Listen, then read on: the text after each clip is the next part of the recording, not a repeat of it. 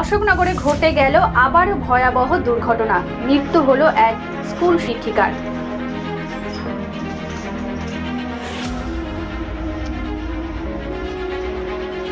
ঘটনাটি ঘটেছে উত্তর 24 পরগনা জেলার অশোকনগর শেরপুর এলাকায়। এর আগেও শেরপুর এলাকায় ঘটে গিয়েছিল বড় সড় লরির দুর্ঘটনা। ঘটনাস্থলে মৃত্যু হয়েছিল এক ফল বিক্রেতার। বুধবার আবারও মৃত্যু হলো এক স্কুল শিক্ষিকার। নাম কাকলি সাহা দেবনাথ, বয়স 52 বছর।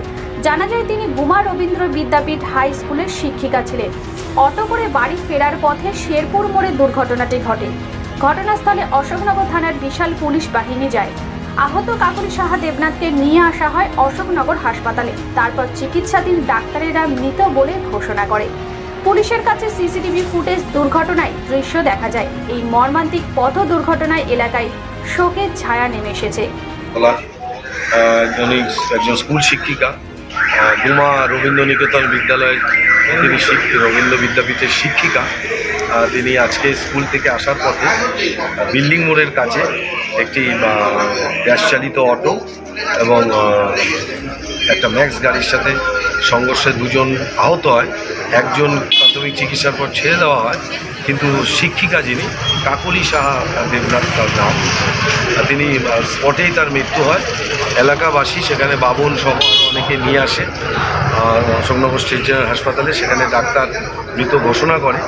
কিন্তু মর্মান্তিকের থেকে আরও মর্মান্তিক, তার একটিমাত্র কন্যা, তাকে আমরা যখন হাসপাতালে নিয়ে আসি, তিনি তার মাকে দেখে আত্মচিৎকারে তিনি যেটি বলতে চাইল যে এখন আমার কি হবে, মেয়েটির এই মা ছাড়া তার সম্পর্কে আর কেউ নেই। তার এই আত্মচিৎকারটা আমাদের কাছে প্রচণ্ড বেদনাদায়ক। তাই বলবো প্রেস মিডিয়ার মাধ্যমে, এই যে বেপরোয়া যান চলাচল, সেটা মোটর সাইকেলই হোক, চার চাক্কাই হোক, দু চাক্কাই হোক, আমরা সকলেই আসুন সচেতনতার মধ্যে দিয়ে এমনভাবে চলি। দেখুন, মানুষ আমরা, আমাদের মানুষের জীবনের থেকে বেশি দাম আর পৃথিবীতে ধারা বিশ্বে কিছু নেই।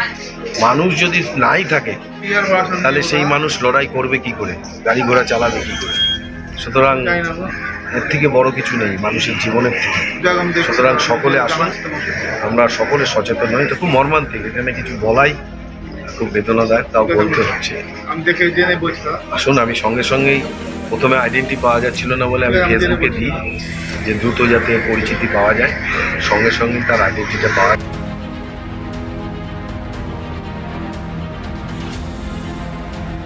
জয়ন্ত কর্মকারের রিপোর্ট, নিউজ টুডে লাইভ।